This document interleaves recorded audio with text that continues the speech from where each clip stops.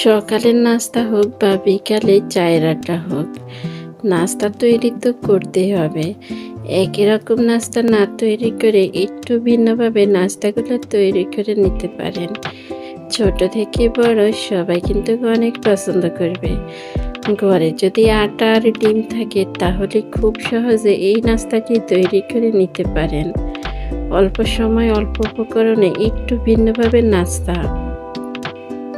বিসমিল্লাহির রহমানির রহিম। সবাইকে আসসালামু আলাইকুম। আমার নতুন আরেকটা ভিডিওতে সবাইকে জানাচ্ছি স্বাগতম। কেমন আছো সবাই? আশা করি আল্লাহর অশেষ রহমতে তোমরা যে যেখানে আছো সবাই ভালো আছো। আলহামদুলিল্লাহ, আমিও ভালো আছি। চলে আসলাম প্রতিদিনের মধ্যে আজকে আবার একদম ভিন্নভাবে আরও একটি নাস্তার রেসিপি নিয়ে। আশা করি প্রতিদিনের মতোই আজকের নাস্তা রেসিপিটিও তোমাদের সবার কাছে ভালো লাগবে। আজকের নাস্তা তৈরি কোনো রকম ঝামেলা নয়, খুবই অল্প সময় তৈরি হবে একদম ভিন্নভাবে এই নাস্তাটি তৈরি করার জন্য প্রথমে আমি একটি বাটি নিয়ে নিলাম। বাটির মধ্যে নিয়ে নিব হাফ কাপ আটা। আমি এখানে আমার পরিমাণ মতো আটা নিয়ে নিলাম, তোমরা চাইলে কমিয়ে বাড়িয়ে নিতে পারো। আটার মধ্যে পরিমাণ মতো লবণ দিয়ে দিলাম। লবণ দেওয়া হয়ে গেলে নর্মাল পানি দিয়ে পাতলা একটি ব্যাটার তৈরি করে নিলাম। ব্যাটারটা রেডি হয়ে গেলে এক পাশে রেখে দিলাম। এবার আমি চুলার মধ্যে একটি কড়াই বসিয়ে দিলাম। কড়াইয়ের মধ্যে পরিমাণ মতোই তেল দিয়ে দিলাম। তেল ভালো করে গরম হয়ে আসলে দিয়ে দিলাম পেঁয়াজ কুচি। পেঁয়াজটা হালকা করে একটু ভেজে নিতে হবে। পেঁয়াজটা যখন একটু ভাজা হয়ে যাবে দিয়ে দিলাম আলু কুচি। এখানে একটি বড় সাইজের আলু এরকম কুচি করে দিলাম। এবার দিয়ে দেব কাঁচামরিচ কুচি। এখানে আপনারা আপনাদের পছন্দ মতো ঝাল অ্যাড করতে পারেন। অনেকে বেশি ঝাল খেতে পারে, আবার অনেকে ঝাল খেতে পারে না, তাই পছন্দ মতোই ঝাল অ্যাড করতে পারেন। এই নাস্তাটি ঝাল হলে খেতে কিন্তু অনেক ভালো লাগে। এবার এখানে আমি সবগুলি শুকনো মশলা অ্যাড করব অল্প অল্প করে। হলুদের গুঁড়া, মরিচের গুঁড়া, ধনিয়া গুঁড়া, জিরা ভাজা আর স্বাদ মতোই লবণ। সবগুলো মশলা দিয়ে ভালো করে একটু মিশিয়ে নিলাম। মিশানো যখন হয়ে যাবে এবার এখানে আমি একটি ডিম দিয়ে দিলাম। এবার ডিম দিয়ে সবগুলি মিশ্রণ ভালো করে মিশিয়ে নেব একটি হাতার সাহায্যে। 2 থেকে 3 মিনিটের মতো এভাবে করে নেড়ে চেড়ে রান্না করে নেব।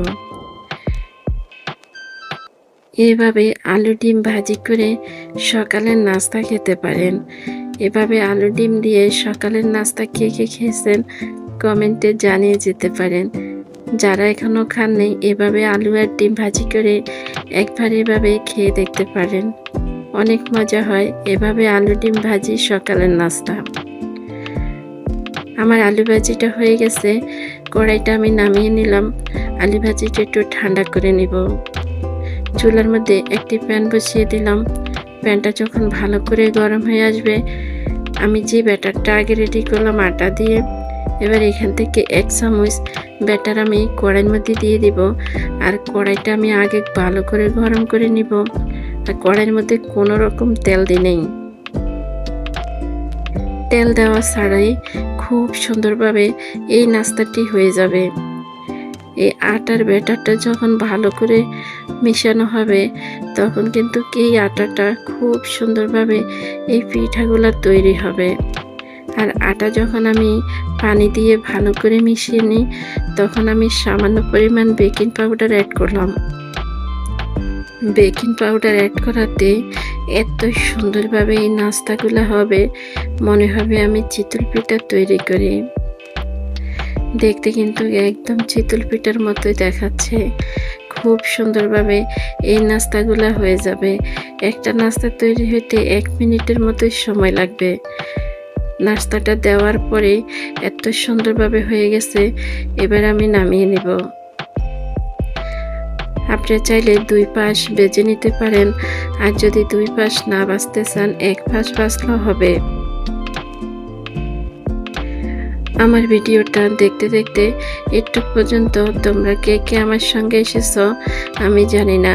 তোমরা যারা এসেছো একটি লাইক দিতে ভুলে গেছো, একটি লাইক দিয়ে দাও। আর এরকম সহজ সহজ নিত্য নতুন খাবার রেসিপি পেতে আমার চ্যানেলটা এখনও তোমরা যারা সাবস্ক্রাইব করোনি আমার চ্যানেলটা সাবস্ক্রাইব করে দিয়ে রাখতে পারো।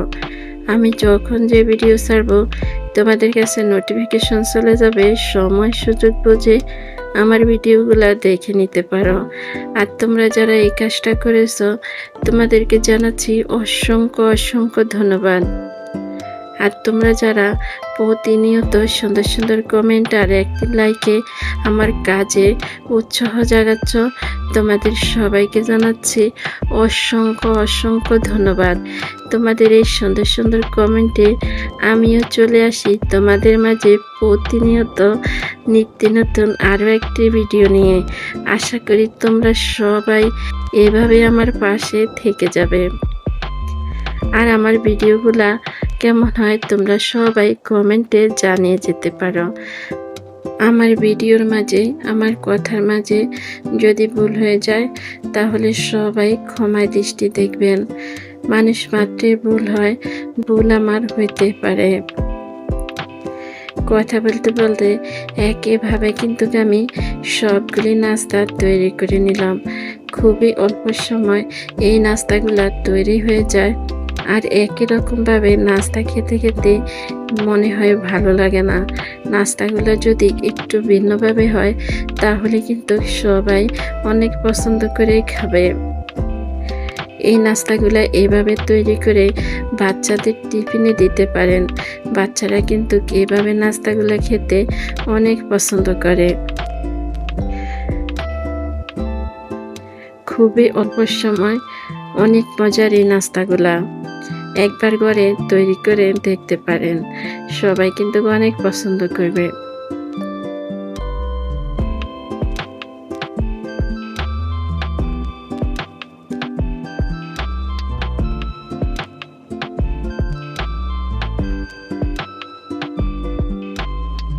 সবগুলি নাস্তা ভেজে নিয়ে আসলাম।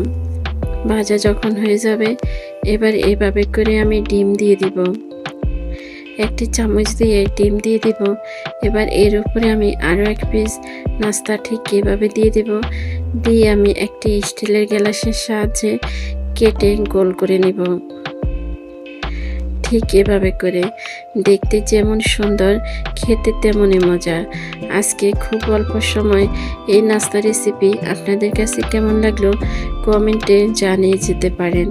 লাইক দিতে ভুলে গেছেন যারা একটি লাইক দিয়ে দিবেন। আজকের মতো এখানে বিদায় নিলাম। সবাই ভালো থাকবেন, সুস্থ থাকবেন। দেখা হবে, কথা হবে পরবর্তী ভিডিওতে। ওই পর্যন্ত সবাই ভালো থাকবেন। সবাইকে আল্লাহ হাফেজ। আসসালামু আলাইকুম।